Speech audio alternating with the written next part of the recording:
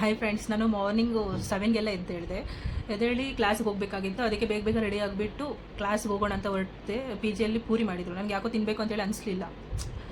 Morning ಯಾರು ತಿಂತಾರೆ puri? So ಅದಕ್ಕೆ ಬಂದು ಏನಾದರೂ ಮಾಡ್ಕೊಂಡು ತಿನ್ನೋಣ ಅಂತ ಹೇಳ್ಬಿಟ್ಟು ಹಂಗೆ ನಾನು ಕ್ಲಾಸ್ಗೆ ಹೊರಟೋದೆ. ಸೊ ಬಂದಮೇಲೆ ಈಗ ಬಂದೆ, ಸ್ವಲ್ಪ ತಾಯಿತು ಅಷ್ಟೇ ಕ್ಲಾಸಿಂದ ವಾಪಸ್ ಬಂದು. ಸೊ ಏನು ಮಾಡ್ಕೊಳ್ಳೋಣ ಅಂತ ಯೋಚನೆ ಮಾಡ್ತಿದ್ರೆ ನನ್ನ ಹತ್ರ ಶಾವಿಗೆ ಇದ್ದು ನೆನಪಾಯಿತು. ಸೊ ಶಾವಿಗೆ ಇದೆ. ಸೊ ಇದು ಇರೋದನ್ನ ಆಗಿಬಿಟ್ಟು ಶಾವಿಗೆ ಉಪ್ಪಿಟ್ಟು ಮಾಡ್ಕೊಳ್ಳೋಣ ಅಂತೇಳಿ ಅನ್ಕೊತಿದ್ದೀನಿ.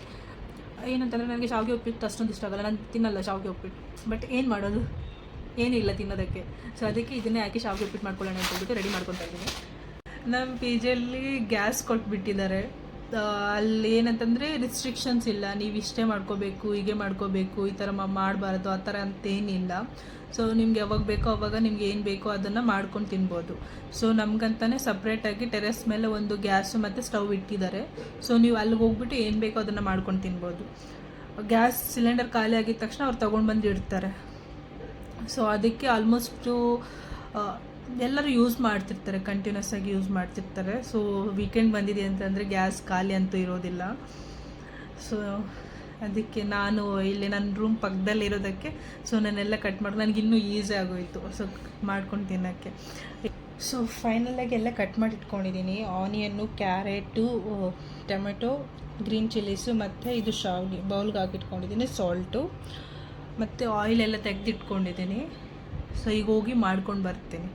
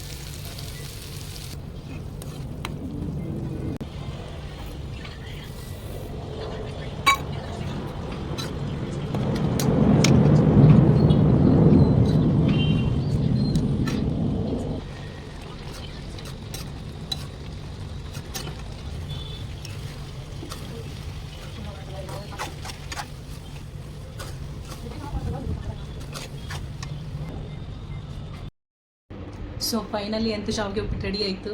ನೋಡಿ ಹೇಗೆ ಬಂದಿದೆಯೋ. ಈಗ ತಿಂತೀನಿ, ಟೇಸ್ಟ್ ಮಾಡ್ತೀನಿ ಹೇಗಿದೆ ಅಂತ ಟೇಸ್ಟ್ ಮಾಡ್ತೀನಿ. ಬಿಸಿ ಇದೆ.